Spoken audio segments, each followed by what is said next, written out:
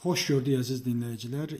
İrana qarşı amansız zərbələr davam edir və ilkin məlumatlar ondan ibarətdir ki, 5-6 saat ərzində İrana çox kütləvi surətdə zərbələr və dəqiq zərbələr endirilib. Bu zərbələrdən biri Xamneyinin ofisinədir ki, Xamneyinin ofisi böyük zərbə alıb, amma Xamneyinin bunkerə gizlənilməsi barəsində məlumat var. Prezident aparatına da zərbə endirilib.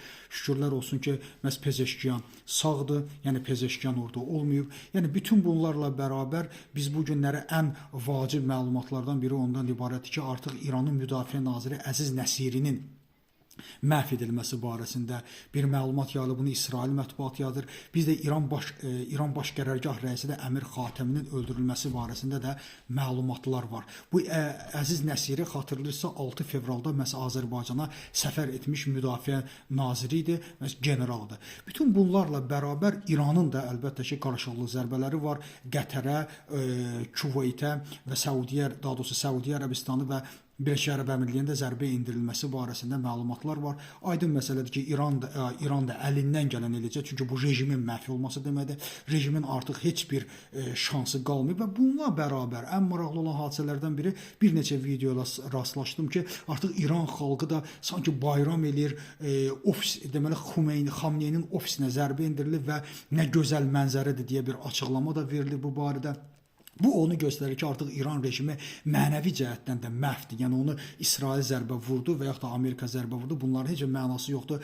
İran rejimi məhvdir və məğlub olacaq. Çünki qarşısında olan Amerikanın gücü kifayət qədər güclü bir gücə malikdir və İranın adekvat gücü yoxdur buna cavab versin. Amma vacib ondan ibarətdir ki, əlbəttə Amerika tez bir zamanda müharibənin bitməsini istəyəcək. Çünki bu bizim də istəklərimizə, mənafeyimizə uyğundur. Çünki tez bir zamanda bitməsə həm də Trumpı müəyyən mənada qələbə gətirə bilər Trumpın özünə. Amma onlar da etiraf edirlər ki, bu müharibə müəyyən müddət çəkməlidir. İkinci isə əgər ölkədə bu müharibə uzun çəkərsə, ölkədə xalqlar bilirsiniz ki, burada bəlucular var, silahlanmış bəlucular var, kürdlər var.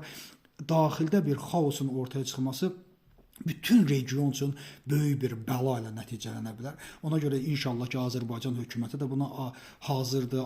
Türkiyə ilə biz ciddi surətdə əməkdaşlıq etməliyik və bu məsələlərin birlikdə qarşısını almalıyıq. Əgər hadisələr xaosa doğru gedərsə, əgər kürdlərin ayaqlanması və digər xalqların ayaqlanmasına gedərsə, biz mütləq, əlbəttə bu BMT nizamnaməsinin 51-ci maddəsi ilə də öz təsdiqini tapır ki, biz Türkiyə ilə birlikdə daxil olub öz ərazilərimizdə bir təhlükəsizlik buferi yarada bilərik. Hansı Güneyi qoruya bilərik, Urmiyanı qoruya bilərik, Təbrizi qoruya bilərik. İnşallah ki, buna ehtiyac olmasın və müharibə tez bir zamanda bitsin.